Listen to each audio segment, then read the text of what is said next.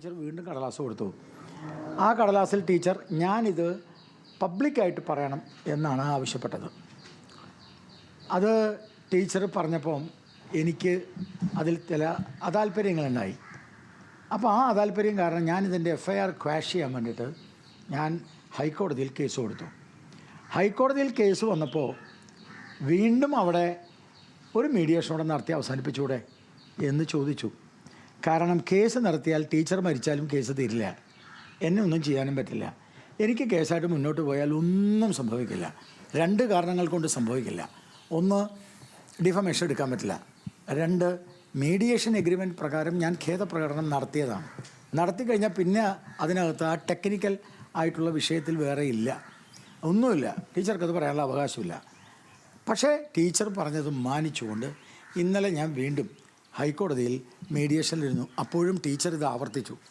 ഞാൻ ടീച്ചറുടെ കണ്ണീര് കണ്ടിട്ട്, സങ്കടം കണ്ടിട്ട് ടീച്ചറോട് ഞാൻ പറഞ്ഞു, ടീച്ചറെ സാരമില്ല, ഞാനിത് പറയാം, ടീച്ചറടുത്ത് ഒരു മനോവിഷമമുണ്ടെങ്കിൽ മാറിക്കോട്ടെ എന്ന് വിചാരിച്ചിട്ട് ടീച്ചറുടെ മനോവ്യഥയിൽ ഞാൻ ഖേദം രേഖപ്പെടുത്തുന്നു.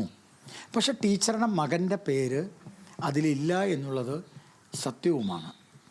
CPMൻ്റെ ഉന്നത നേതാക്കന്മാരുടെ ചില മക്കളാണ് അതിലുള്ളത്. ടീച്ചറുടെ മകനില്ല. അപ്പോൾ ഞാൻ ടീച്ചറോട് പറഞ്ഞു, ടീച്ചറുടെ മകനില്ല. അതുകൊണ്ട് തന്നെ ഞാൻ ആ കാര്യം പറയുന്നതിന് എനിക്ക് യാതൊരു വിഷമവുമില്ല. അതിൻ്റെ പേര് ടീച്ചർക്ക് വിഷമമുണ്ടായിട്ടുണ്ടെങ്കിൽ ഞാൻ ആ വിഷമത്തിൽ ഖേദിക്കുന്നു. ഖേദത്തെ മാപ്പാക്കി. ഞാനെന്തോ വലിയ തെറ്റ് ചെയ്തു, കോടതി പറഞ്ഞിട്ട്, കോടതിയാണ് എന്നെക്കൊണ്ട് ചെയ്യിപ്പിച്ചത്. അരുൺകുമാർ എന്ന് പറയുന്ന വക്കീൽ, ആ വക്കീലാണ് ചെയ്യിപ്പിച്ചത്. സത്യം പറഞ്ഞാൽ ഈ അരുൺകുമാറിന് ഇതുമായിട്ട് ഒരു ബന്ധവുമില്ല. ഈ കേസ് എന്താണെന്ന് പോലും അരുൺകുമാർ അറിയില്ല. കാരണം കേസ് നടക്കുന്നത് കണ്ണൂരാണ്. പക്ഷേ ഹൈക്കോടതിയിൽ ഞാൻ കൊടുത്തതാണ് ക്വാഷ് ചെയ്യാൻ, FIR ക്വാഷ് ചെയ്യാൻ വേണ്ടി ഞാൻ കൊടുത്ത കേസാണ്.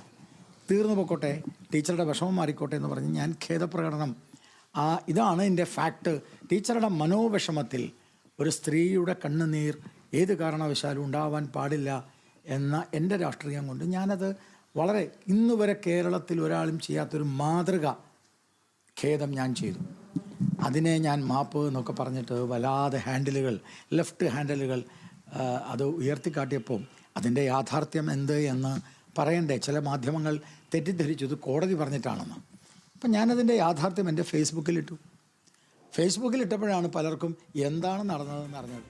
ഏതായാലും ഫേസ്ബുക്ക് പോസ്റ്റിന് പിന്നാലെ ബി ഗോപാലകൃഷ്ണൻ കാര്യങ്ങൾ തുറന്നു പറയുകയാണ്. CPM നേതാവ് PK ശ്രീമതിയോടുള്ള ഖേദപ്രകടനം തന്റെ ഔദാര്യം എന്ന മട്ടിലാണ് ഏതായാലും അദ്ദേഹത്തിന്റെ പ്രതികരണം. ചർച്ചയിൽ ശ്രീമതി കരഞ്ഞപ്പോഴാണ് ഖേദപ്രകടനത്തിന് തയ്യാറായത്. താൻ ഖേദം പ്രകടിപ്പിക്കുക മാത്രമാണ് ചെയ്തത്, മാപ്പ് എന്ന മട്ടിൽ ഇടത് ഹാൻഡിലുകൾ അതിനെ പ്രചരിപ്പിക്കുന്നു. അത് കാരണമാണ് ഇപ്പോൾ പോസ്റ്റ് ഇടാനും ഇത് തുറന്നു പറയാനും കാരണമായത് എന്നാണ് ബി ഗോപാലകൃഷ്ണൻ വിശദീകരിക്കുന്നത്.